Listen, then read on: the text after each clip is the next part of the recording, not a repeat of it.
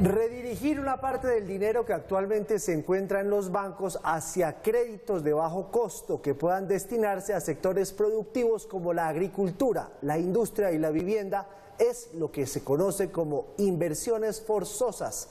Varias voces coinciden en el rechazo a esta propuesta. El objetivo del presidente Petro con las inversiones forzosas es que estos fondos se destinen a impulsar la actividad económica. De esta manera, reducir los costos financieros para estos sectores y fomentar la reactivación. Para el exministro de Hacienda, José Manuel Restrepo, es una mala idea para la reactivación económica de Colombia, pues distorsiona la asignación de recursos de crédito. Al entregarle forzosamente el recurso de la inversión al gobierno nacional, termina politizando la asignación del crédito, burocratizando esa asignación del crédito con los riesgos incluso hasta de corrupción. De otro lado, en su cuenta de X, el exministro de Hacienda, José Antonio Ocampo, insistió en que esta propuesta es inadecuada. Abro comillas.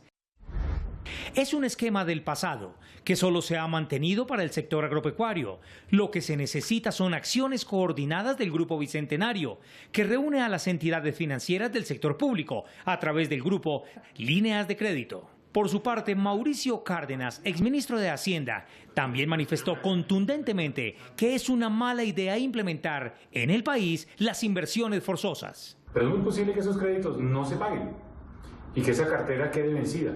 Y en ese caso, o el gobierno tiene que pagarle a los bancos la plata que le dieron, en cuyo caso nos va a costar a todos los contribuyentes.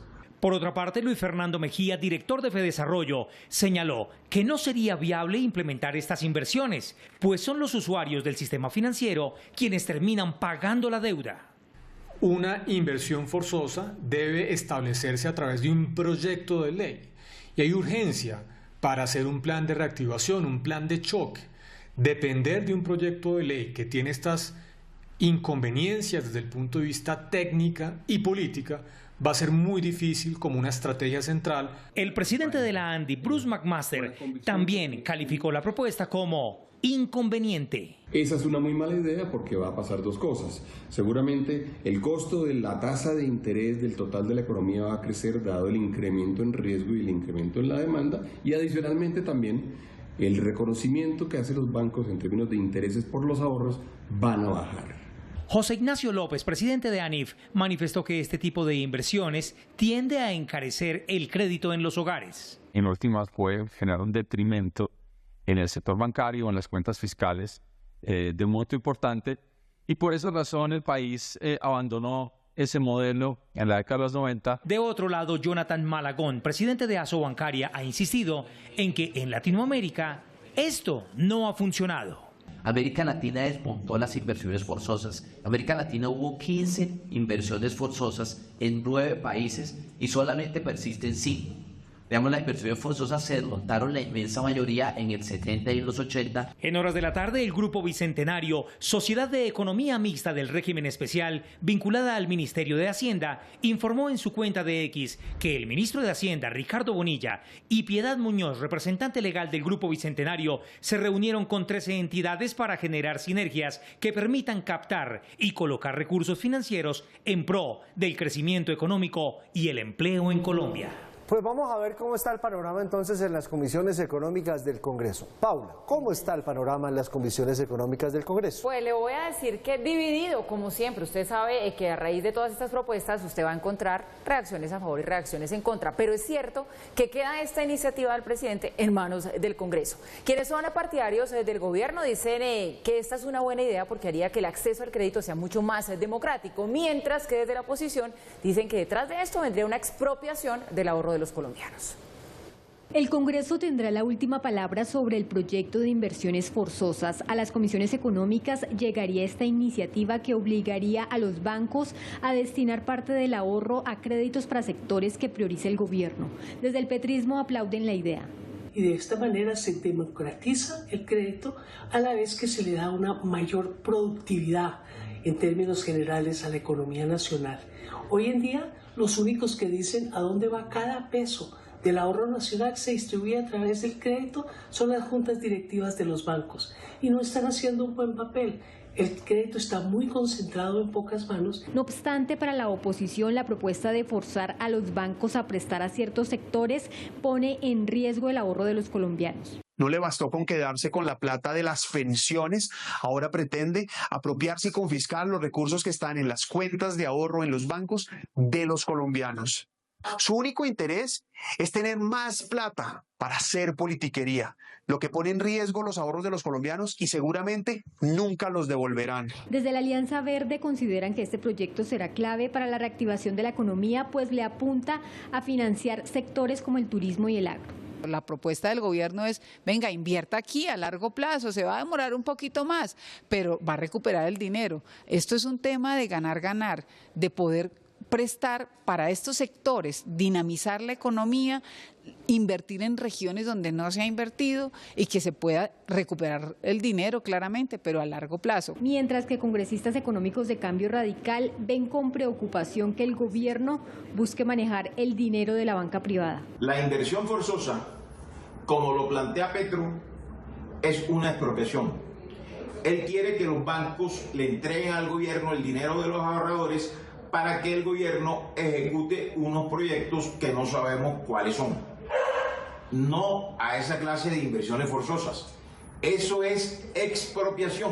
Desde el petrismo han recordado que el expresidente Álvaro Uribe también propuso inversiones forzosas en 2021. No obstante, el Centro Democrático aclaró que esta idea fue hecha en plena pandemia y que no buscaba que el gobierno controlara los créditos. ¿Usted se acuerda, Mauricio, cuando estaban hablando de la constituyente, que Alfonso Gómez Méndez decía sabiamente, ¿el cambio para qué? ¿Para qué la constituyente? Ahora la pregunta es, ¿la plata de los bancos para qué? ¿Para qué la quiere o es que conocemos los proyectos? Pues bueno, pero dice el presidente también que esto es para que se democratice mucho más el acceso al crédito. ¿Cuál es el proyecto? Porque hay una de las congresistas decía, no, pero eso es para invertir allá en turismo, en las regiones apartadas, que se va a demorar en recoger la plata, pero que llega porque llega. ¿En cuáles? Claro, pero además sobre esa pregunta que usted hace, también hay voces que señalan si hay una motivación política detrás también de sacar adelante un proyecto de este tipo, ¿no? Yo no creo que haya motivación política, yo creo que hay una buena intención, pero ¿para qué? ¿Para qué? ¿Cuáles son los proyectos? ¿Quiere la plata de los bancos? ¿Que es la plata mía, suya? Sí. Usted que tiene mucho. Que ahorro mucho, que trabajo mucho, por favor. Tiene que decir la frase completa. Pero no, de verdad, Mauricio, ¿qué tanto nos preocupamos? Los ahorros que tenemos, la gente que tiene la plata en el banco, que creo que somos muchísimos, porque pues uno mete la plata al banco, eso es como lo natural. ¿Esto nos debe preocupar? Depende de si uno es macroeconomista, ve la economía como un todo y su funcionamiento, o si uno es un ahorrador que dice, me acabaron de confiscar los ahorros. Yo creo que no hay que ir a esos extremos y no hay que hacer ese escándalo de ninguna manera. Ojo a lo siguiente, digamos, la nota fue suficientemente elocuente. Paula ahorra, Giovanni ahorra, yo ahorro. Yo menos porque tengo 2 hijos. Ahorra lo que puede, hace un esfuerzo a usted. Pero ahorra, eso está bien. Nuestros técnicos, cada cual, de acuerdo con su alcance, ahorra un poco. Eso va al sistema financiero. El sistema financiero decide a quién le presta con unas tasas de interés. Entonces, ¿de qué manera se decide a quién le presta? Pues quien pueda pagar las tasas de interés que se están cobrando. Entonces, actividades rentables. Si hay actividades que no son rentables, pues no se van a poder endeudar para pagar ese crédito, pero además con un indicador de calidad de cartera. Usted van 3 veces que no me paga, chao, te vi, le doy cobro jurídico y no le vuelvo a prestar. Es decir, el mercado regula a quién se le presta de acuerdo con su rentabilidad y a quién no se le presta de acuerdo con su baja rentabilidad o su incumplimiento de la cartera. Así funciona la economía. Entonces tenemos este volumen de ahorro. ¿Qué pasa con inversiones forzosas? Tácate, se le quita una parte al ahorro nacional, va a dar a las entidades públicas y las entidades públicas las presta no con esos criterios o de rentabilidad o de buena paga o de lo que sea, sino porque allá hay un proyecto que me llama la atención, no estoy ridiculizando, estoy ilustrando, allá hay otro proyecto que puede ser bueno, ese de más allá es de largo plazo, etcétera, etcétera. ¿Quién escoge mejor los proyectos? ¿La banca privada o el sector público? Les doy un dato. La cartera vencida del Banco Agrario, un banco estatal, es el doble de la cartera vencida como porcentaje de la banca comercial. Eso quiere decir que quien peor escoge los proyectos es la banca pública. Eso quiere decir que lo que nos decía alguna de las congresistas, que son proyectos de largo plazo, pero a la larga pagan, no pagan necesariamente. La cartera vencida es el doble en la banca pública que en la banca privada. ¿Quiere eso decir que no debe existir banca pública? Por supuesto que no. Hay unas actividades que merecen el apoyo, que merecen el subsidio, que merecen el esfuerzo y merecen la apuesta. Pero entonces, que lo haga la banca estatal de desarrollo. Existen 4 o 5 bancos grandes del gobierno que pueden canalizar sus recursos, empezando pues por el Banco Agrario hacia el sector agropecuario, siguiendo por Bancoldex, etcétera, etcétera. ¿Por qué es clave eso? Porque allí es el presupuesto nacional el que incurre en el subsidio, en reducirle los costos a los créditos que se están dando. Cuando se hace esa práctica de las inversiones forzosas, de todo este ahorro que tenemos en la economía, ¡prum!, se reduce y va uno a pedir un crédito y se suben las tasas de interés, ahí pagamos todos porque el crédito es más escaso, pero si llegara a haber algún incumplimiento, ¿quiénes terminamos pagando esos créditos del Banco Agrario que tienen el doble de cartera vencida que la cartera comercial? Nosotros con los impuestos. Entonces, o pagamos con los impuestos o pagamos porque el crédito es más alto. Creo yo que es mucho más transparente que sea la banca estatal la que se encargue de los créditos subsidiados y que vea a ver qué sectores le interesan, para eso es gobierno cada cual en su cuatrenio, pero no que haya esta clase de inversiones forzosas que, dicho sea de paso, y no lo vamos a ignorar, en la nota se dijo, lo han propuesto varios gobiernos y hoy incluso existen para el sector agropecuario, no es exclusivo del presidente Petro. Hasta Uribe. Porque además el primero que la propuso Uribe Vélez. Ustedes que no vengan a decir que es que no, que es que Petro. No. Arrancó por ahí, diga lo que diga el Centro Democrático. Así es. Bueno.